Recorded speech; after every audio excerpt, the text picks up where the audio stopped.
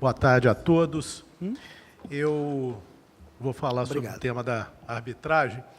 Eu não sabia se nós íamos falar lá da mesa ou aqui do púlpito. Eu me lembrei que uma determinada palestra que eu assisti logo no início da minha formação sobre arbitragem, quando o palestrante foi convidado a falar, a primeira coisa que ele fez foi tirar o paletó e a gravata para mostrar que a arbitragem não tinha a mesma rigidez do processo judicial. Então, eu me lembrei disso aqui agora, que eu falei, eu vou falar de lá, vou falar daqui. Eu resolvi falar daqui até para manter o rito, mas quase que eu falei de lá exatamente para quebrar esse paradigma. Eu não poderia deixar de citar, apesar de que nós dispensamos aqui umas formalidades, mas um fato hoje que me deixa extremamente sensibilizado estar aqui, porque eu sou dos poucos palestrantes que sou filho de Juiz de Fora. E isso, para mim, é um motivo de muita alegria, embora já radicada há quase 50 anos em Belo Horizonte, voltar à minha terra natal, para poder falar de algo que eu tenho feito há 20 anos e que criei, por isso, um sentimento muito maior do que de aprendizado, porque eu acho que todos os métodos eles são importantes. A Dulce agora mesmo citou aqui, eu acho essas formas, não é, Dulce? A gente tem que encontrar, não existe nada melhor. E eu acho que mais importante, talvez, é essa mudança de paradigma que o Stanley também citou aqui, e essa, coincidentemente, num congresso de sociedade de advogados, que o doutor Stanley é o nosso grande mestre, o ministro Barroso fez essa afirmativa, e eu acho que o final dela é a mais importante de todas. Eu acabei de dar uma entrevista para Migalhas e lembrei de uma frase que eu falei para a revista da OAB do Rio, quando nós estávamos reformando a lei de arbitragem e criando a lei de mediação no Congresso Nacional, do qual eu tive a honra de participar da comissão, que as nossas escolas de direito eram verdadeiras escolas de pitbull, gente. O aluno já entra lá, ele aprende, o colega do outro lado é o ex-adverso. Já começa por essa nomenclatura inadequada. Então, nós temos que mudar o paradigma. Essa era do advogado gladiador, ela está ficando para trás. Nós temos que pensar no advogado negociador, no advogado pacificador. E isso sempre se traduz materialmente, eu não vou ficar lendo esses números, obviamente, mas todo mês de setembro, já desde que o CNJ solta o Justiça em Números, a gente tem tabulado esses números aí dentro dessa perspectiva que a gente entendeu interessante. E ali eu chamo a atenção para uma coisa muito interessante que o Stanley comentou um pouco, que é o custo. O Stanley ele falou alguns números, eu só vou complementar com duas informações. Primeiro, cada um de nós aqui, nossos pais, irmãos, filhos, amigos, contribuímos no ano de 2016 com meio salário mínimo para custear a justiça brasileira. Tá? E esses recursos consumiram, pelo Estado, 1,4% do PIB. E, pelo lado das empresas, 2,1% do PIB brasileiro, ou seja, 3,5% do PIB brasileiro foi consumido com ações judiciais. Bom, eu também faço uma colocação para vocês agora, alguns já citaram aqui, eu não vou me estender nisso, mas essa pirâmide, ela é uma divisão em 3 partes. A base dela é um método autocompositivo direto, que é a negociação. No meio, os métodos autocompositivos indiretos, ou seja, aqueles que são autocompositivos, porque são as partes que constroem, mas existe a participação ou até a intervenção, no caso da conciliação, de um terceiro. E, no topo, os métodos heterocompositivos, que são a arbitragem e o próprio poder judiciário, onde existe, sim, a decisão de um terceiro. Sendo que a arbitragem ela é facultativa, ela é voluntária. Eu não posso, amanhã, mandar uma carta para uma pessoa para que ela se submeta a uma arbitragem, se ela não quer. O judiciário, não, ela é compulsória. Aquela pessoa que recebe uma citação judicial, ela tem que se defender, senão ela vai ser rével e o processo seguirá o seu caminho, aí vocês sabem. Qual que é a ideia da pirâmide? A ideia da pirâmide é aquela que está materializada na seta. Toda vez que nós saímos da base para o topo da pirâmide, nós temos a tendência de ser mais duradouro, de crescer a intervenção de terceiro, aumentar o formalismo e crescer a litigiosidade do conflito. Falando da arbitragem, que é o tema que me foi dirigido, essa simbologia também mostra, de forma sucinta, o que é a arbitragem. A arbitragem é o método heterocompositivo, onde haverá a decisão de um terceiro. Esse terceiro se chama árbitro e ele emite uma sentença. Para melhor explicar isso, eu vou convidá-los a assistir um pequeno filminho que foi feito pela Confederação das Associações Comerciais do Brasil, com o apoio da Comissão de Arbitragem da OAB de Minas, que eu acho que vai ficar muito didático para nós entendermos aqui. Arbitragem. A arbitragem é uma alternativa de solução de conflitos que envolvam direitos patrimoniais disponíveis com a participação de um terceiro, denominado árbitro, usualmente especialista na matéria em discussão, de confiança e escolha das partes, cuja decisão tem força definitiva sem as formalidades do processo judicial tradicional. É fundamentada no consenso estabelecido no momento da contratação entre as partes por meio da inserção da cláusula compromissória. Essa cláusula é colocada no contrato firmado entre as partes para estabelecer que, em casos de conflitos, eles serão resolvidos pela arbitragem e não pela via judicial, podendo também ser utilizada em contratos com cláusula de foro estatal ou conflitos que não decorram de relações contratuais mediante a assinatura de um compromisso arbitral. Veja agora este exemplo.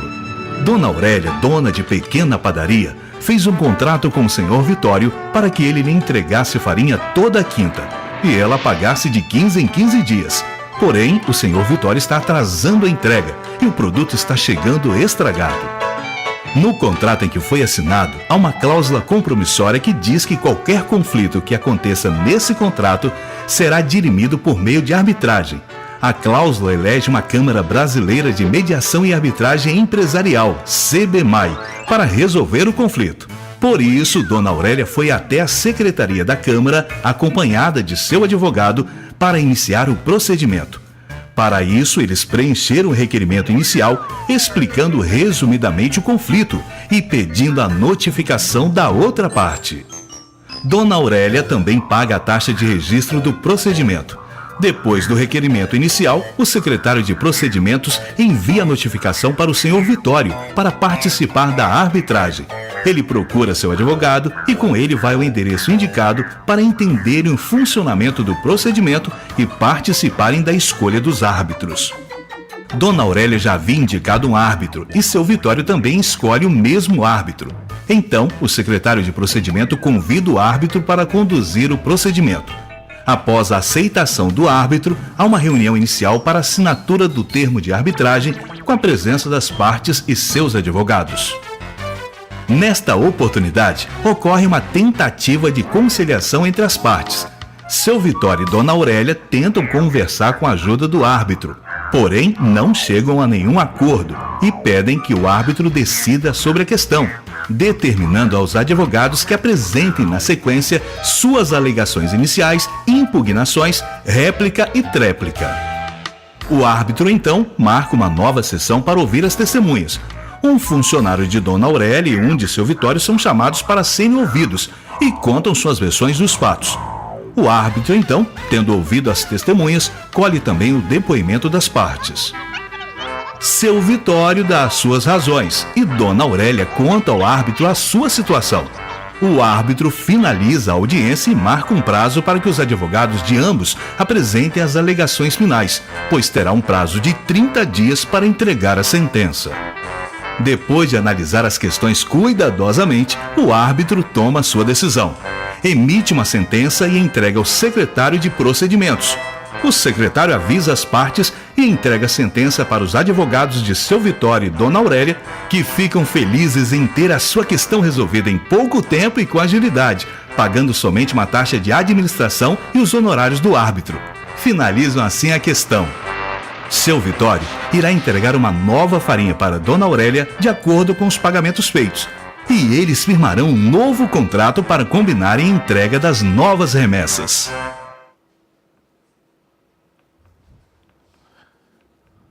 Bom, eu acho que isso tem uma função didática muito interessante. Esse vídeo está disponível no YouTube, inclusive se tiverem professores, a disponibilização é aberta, obviamente.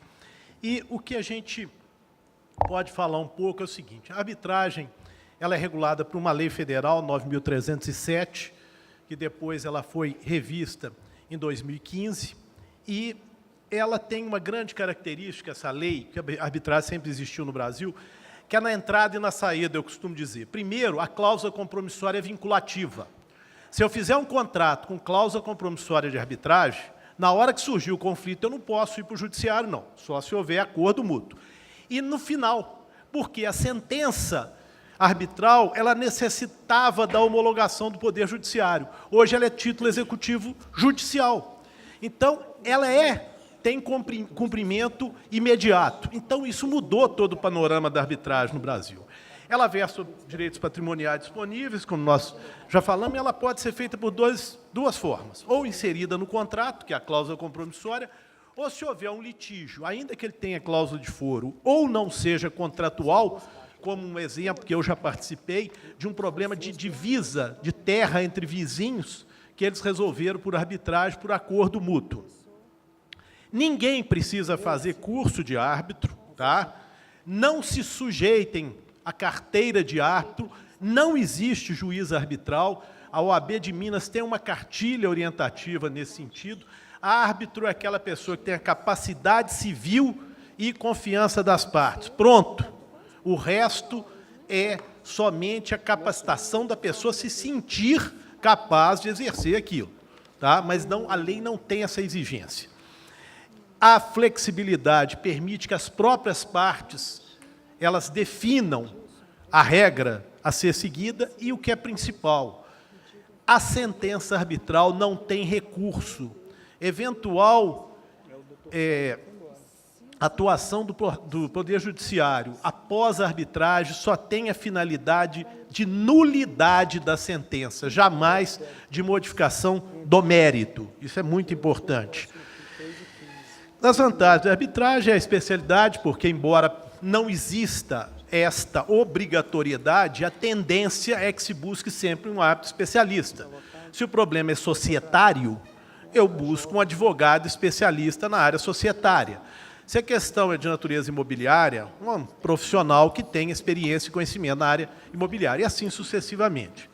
A economia, os custos, até pelo tempo, são bem mais rápidos. Sigilo, que, embora não seja legal, é uma regra universal da arbitragem, não há uma exposição dos litigantes. A rapidez, pela redução das formalidades. Hoje mesmo, pela manhã, eu recebi um WhatsApp de um colega árbitro, numa arbitragem que nós estamos atuando, como 3 árbitros, onde uma parte pediu uma prorrogação de um prazo, e ele consultou os outros 2 árbitros, e nós aquecemos. Na mesma hora, ele mandou um e-mail para todos os advogados, para as partes, deferindo aquela prorrogação de prazo.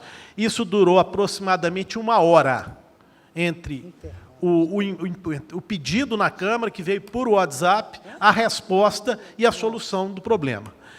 E a amplitude, pois a arbitragem pode ser de direito à equidade, usos e costumes, regras internacionais de comércio e a forma que as partes assim deliberarem. Para finalizar, eu vou fazer um breve relato de um assunto que nós temos também trabalhado muito ultimamente, que nós estamos chamando da 4ª onda dos MESCs, dos métodos extrajudiciais de solução de conflito no Brasil, que é uma coincidência temporal de quase um intervalo de 10 anos, que em 96 nós tivemos a lei de arbitragem, em 2006 o CNJ cria a Semana Nacional de Conciliação, em 2015 foi sancionada a lei de mediação, que entrou em vigor no último dia útil, então, quer dizer, ela passou a vigorar em 2016, e hoje nós falamos já de outras tantas formas, e eu vou comentar rapidamente, só mostrar para vocês 4 que nós temos visto e temos trabalhado nelas, que é a adjudicação, avaliação neutra Comitê de Resolução de Disputas e Ouvidoria. A ouvidoria, muitos de vocês já viram, hoje ela está crescendo no mercado privado, a SUSEP já obriga as empresas de seguro a terem esse sistema. Tem uma colega nossa do Rio de Janeiro, a Gabriela Asmar, que está fazendo um trabalho desse, e ela apresentou um dado que 97% dos conflitos que chegam à ouvidoria não se transformam em ação judicial. Seja por a forma didática com que a ouvidoria explica ao segurado que ele não tem direito, ou que elas internamente mostram que a seguradora errou em negar a cobertura do seguro.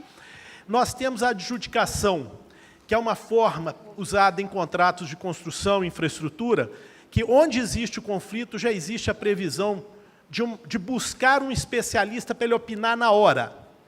E a decisão dele, que é rápida, tem que ser obedecida até que seja revista em outra instância.